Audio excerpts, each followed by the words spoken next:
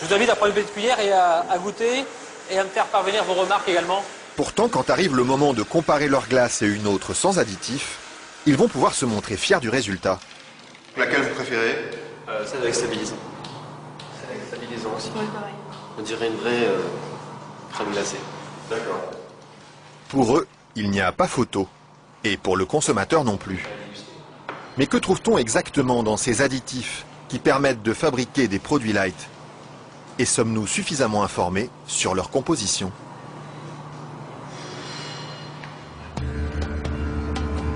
C'est à Vilvoorde, à quelques kilomètres de Bruxelles, que nous sommes allés chercher les réponses.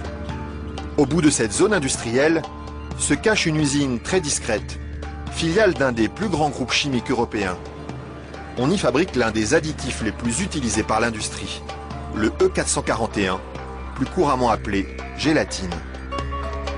Et le responsable commercial de l'usine, Michel Vandenberg, n'est pas peu fier de nous montrer tout ce qu'on arrive à fabriquer avec son produit miracle.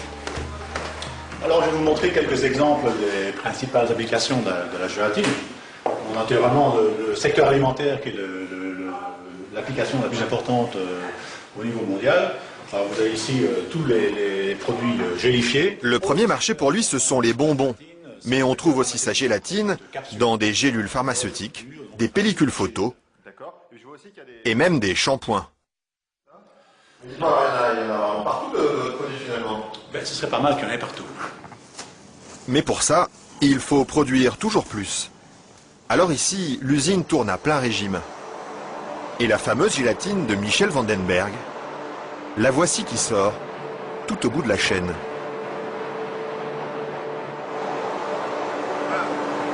Ça c'est la fameuse gélatine. Ça c'est la gélatine.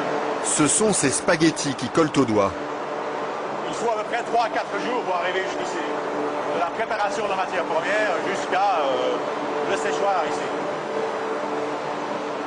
3 ou 4 jours de transformation dans les entrailles d'une usine où ces immenses cuves remplies d'acide et d'eau bouillante font régner une moiteur tropicale.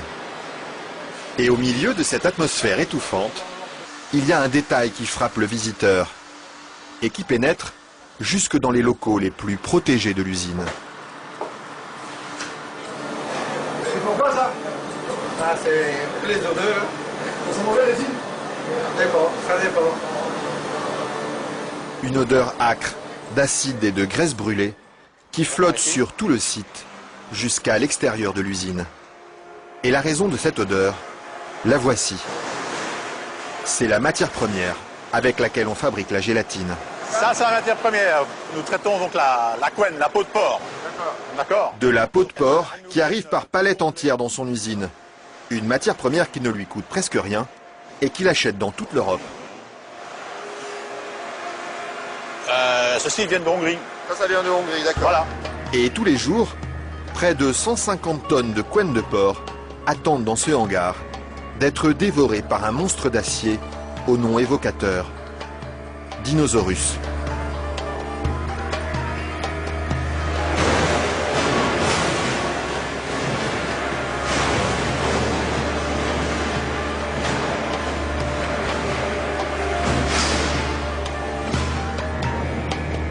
Grâce à cette matière première bon marché, Michel Vandenberg parvient à vendre sa gélatine à moins de 5 € le kilo.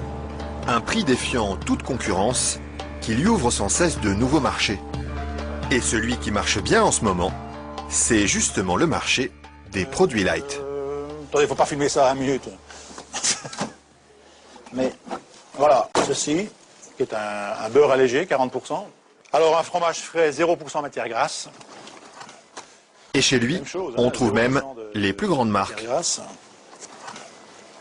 En marque Danone, taille fine. Une mousse liégeoise de chez Auchan. Voilà, une mousse de la laitière. Alors un produit Weight Watcher, donc avec moins de matière grasse, donc pour stabiliser le produit, pour maintenir l'onctuosité des produits, on utilise la gélatine. Un produit que les industriels n'hésitent pas à utiliser en grande quantité. Le seul problème, c'est qu'ils oublient parfois de l'écrire sur les étiquettes. Quand on les regarde, on lit bien la mention gélatine, mais pas l'origine du produit. Ils mettent gélatine, mais ils disent pas quelle est l'origine de la gélatine. Pourquoi? Ils assument pas que ce soit fait à partir de porc. C'est quoi le problème qu'ils ont avec ça? Non, mais je veux dire... Non, parce que c'est un problème, c'est un sujet très sensible. Ouais. Parce qu'il y a quand même les minorités, les minorités musulmanes, juives et autres, qui éventuellement ont des problèmes avec ça. Mais ce serait bien justement de leur dire... Ça, je ne voudrais pas que... Oui, je sais bien, mais je ne sais pas s'il faut mettre ça dans l'émission. Mais c'est vrai que, bon... Parce que du coup, ils savent pas si c'est du porc ou de la vache. Du coup, comment ils font pour consommer? C'est ça le problème, il faudrait peut-être leur dire. Une question qui laisse Michel Vandenberg sans voix et à laquelle aucune marque de l'agroalimentaire n'a souhaité répondre, malgré nos nombreuses sollicitations. À croire que la gélatine de porc est un sujet sur lequel il préfère rester discret.